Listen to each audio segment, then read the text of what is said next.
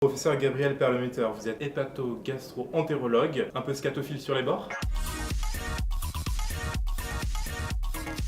Très cacatophile.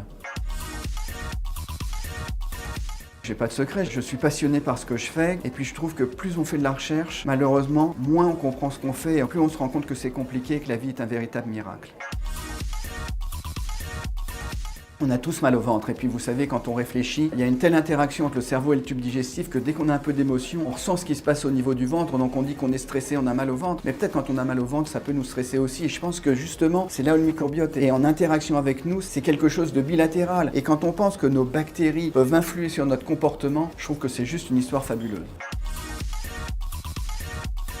C'est une véritable révolution et si vous voulez, pour moi, le microbiote, c'est une histoire géniale. On a analysé les selles, on a transféré les selles des patients à des souris qu'on a humanisées, on a fait picoler les souris et c'est juste génial parce qu'on a montré que notre sensibilité à l'alcool dépend de nos bactéries digestives et après on peut le décliner sur plein d'autres maladies.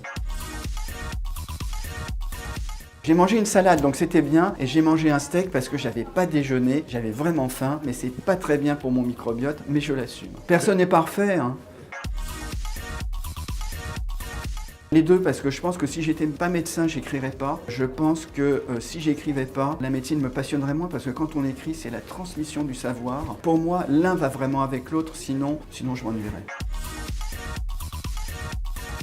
Louis Pasteur, il a pensé que pouvoir utiliser des animaux axéniques qui n'avaient pas de bactéries, ce serait vraiment intéressant scientifiquement et lui, à son époque, il n'a pas pu le faire. Georges Lucas, il a créé le terme midi-chlorien. Ça vient de mitochondrie et chloroplaste. Il a dit que plus on en avait dans nos cellules, plus on était apte à bénéficier de la formation pour devenir Jedi. Ça rappelle furieusement nos bactéries. Plus on en a, plus elles sont diversifiées, meilleure est notre santé et la leur et je trouve que c'est juste génial.